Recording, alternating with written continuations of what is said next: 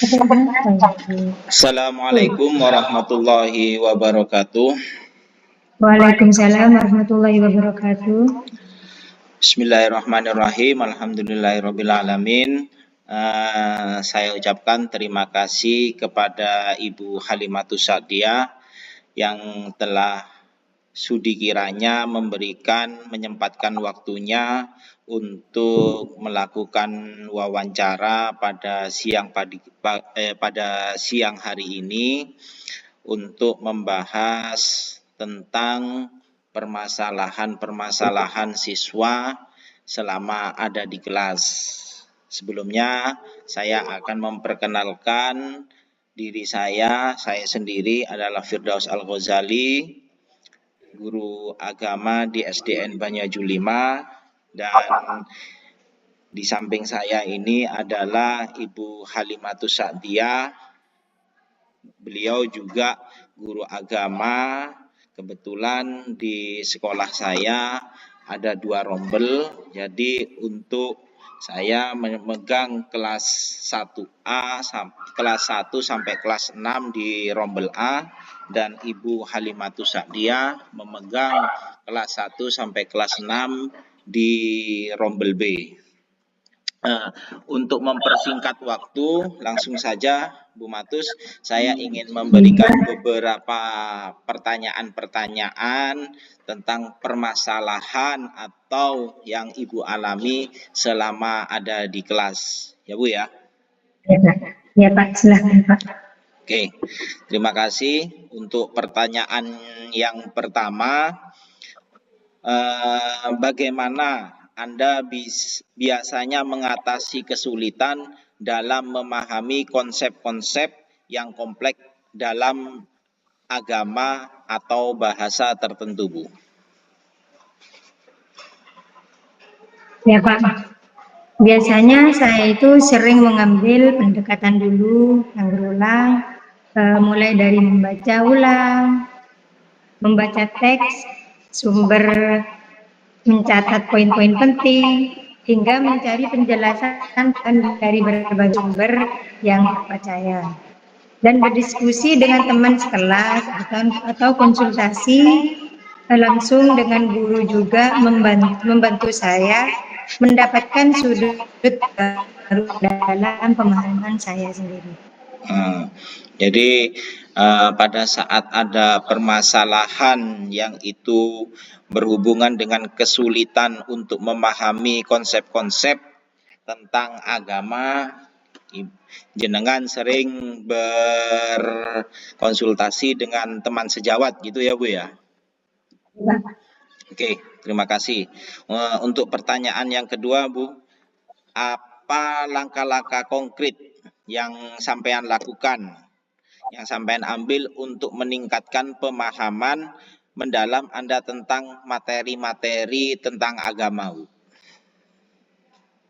Saya itu mencoba untuk aktif bertanya dan mencari jawaban atas setiap pertanyaan yang muncul selama proses belajar.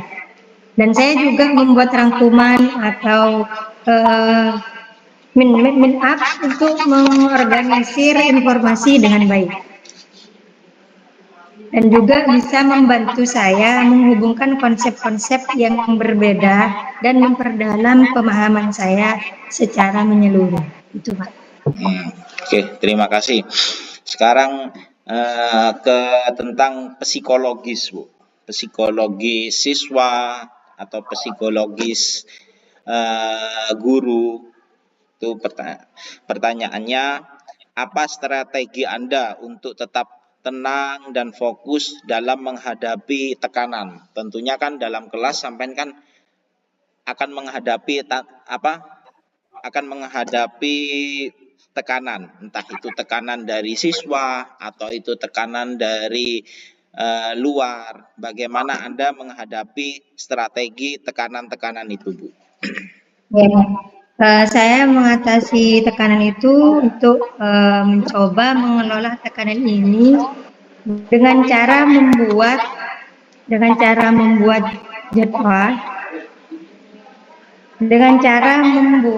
jadwal belajar yang terstruktur.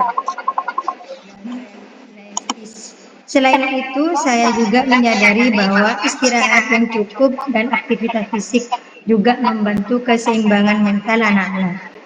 Itu, Pak. Saya Oke, juga mengembangkan kebiasaan untuk merenung atau bermeditasi sekaligus untuk menenangkan pikiran juga. Itu, Pak. oke, terima kasih Bu. Eh, Menurut sampean Bu, tentang kurangnya pendekatan kontekstual. Ini saya beralih ke tentang pendekatan kontekstual. Bagaimana Anda memastikan bahwa Anda memahami konteks budaya dan sejarah yang relevan dengan pembelajaran agama di kelas Anda, Bu? Baik, Pak.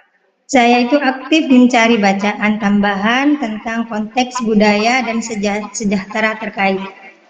Saya percaya bahwa memahami konteks ini sangat penting untuk menafsirkan ajaran agama dengan benar atau memahami struktur bahasa secara mendalam. Saya juga berdiskusi dengan orang yang berpengalaman dalam bidang tersebut untuk mendapatkan perspektif yang lebih mendalam.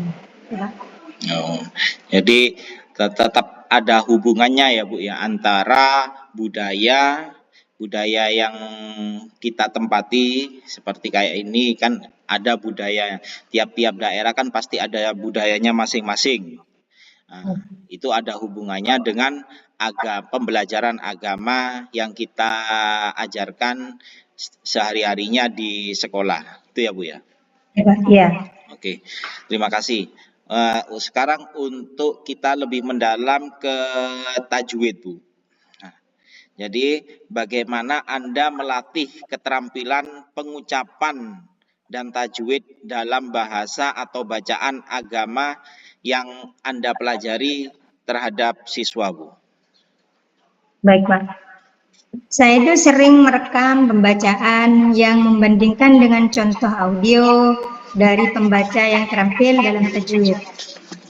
Dan saya juga berpartisipasi dalam kelompok pengajian yang fokus pada praktek pengucapan yang benar dan mendapat umpan balik dari mereka yang lebih berpengalaman. Itu, Pak. Terus untuk strategi, Bu. Strategi yang efektif yang Anda temukan untuk memperbaiki dan mempertahankan kualitas pengucapan Anda bagaimana? Saya lakukan latihan rutin, Pak, dengan mengulangi ayat-ayat atau frasa-frasa tertentu untuk berulang kali.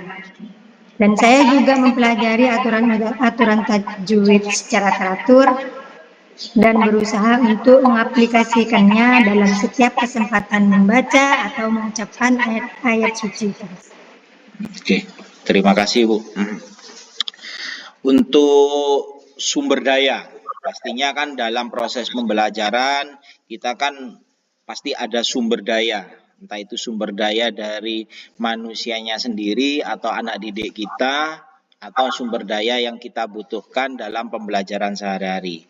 Bagaimana Anda mengatasi tantangan ketika sumber daya yang Anda butuhkan untuk proses pembelajaran, misalnya buku teks, guru yang berkualitas itu tidak tersedia, Bu, di kelas Anda?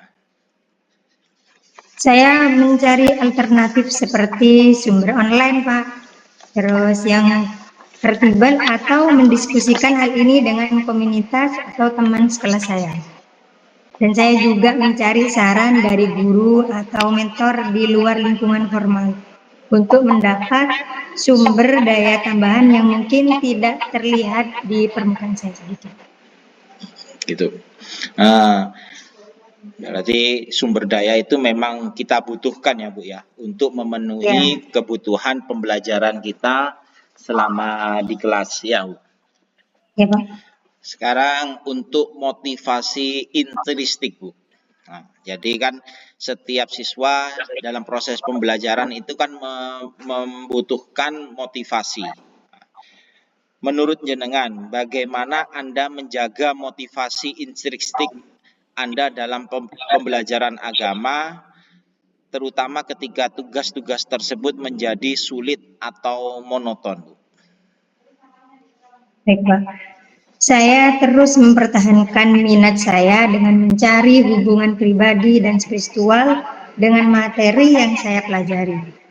Dan saya juga menetapkan tujuan yang realistis tetapi menantang untuk diri saya sendiri.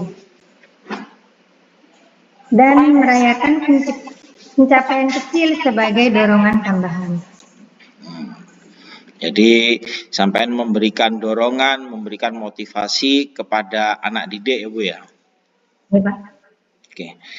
Untuk metode pengajaran Bu. Nah, sekarang tadi kan kita berbicara tentang motivasi. Sekarang saya beralih ke metode pengajaran. Bagaimana Anda menilai apakah metode pengajaran yang Anda alami ini sesuai atau tidak dengan gaya belajar dan kebutuhan pribadi Anda? Baik, Pak. Saya secara teratur merefleksikan pengalaman belajar saya untuk mengevaluasi efektivitas metode pengajaran yang digunakan. Jadi saya mencatat apakah metode tersebut membantu saya memahami konsep dengan lebih baik atau jika ada yang perlu disesuaikan lagi. Oke. Terus untuk langkah-langkahnya Bu. Apakah langkah-langkah yang dapat Anda ambil jika Anda merasa metode pengajaran yang digunakan ini tidak cocok untuk Anda? Saya biasanya berbicara langsung dengan guru atau dosen untuk menyampaikan kekhawatiran saya dan mencari bagaimana solusinya untuk bersama. Dan saya juga mencari bahan belajar tambahan atau bergabung dengan kelompok studi yang menggunakan metode yang lebih sesuai dengan gaya belajar saya. Jadi berkolaborasi dengan teman sejawat baik itu di sekolah atau di KKGA ya Bu ya. Ya, Pak. Oke. Terima kasih. Terima kasih Bu Matus, Ibu Halimatus Sa'diyah atas jawaban-jawaban yang diberikan atas pertanyaannya saya. Semoga Ya. Ibu nanti ke depannya bisa menjadi guru yang lebih baik, memberikan motivasi terhadap siswa-siswa jenengan agar bisa menjadi lebih baik juga. Ya, Pak. Saya ucapkan terima kasih atas waktunya. Wassalamualaikum warahmatullahi wabarakatuh. Waalaikumsalam warahmatullahi wabarakatuh.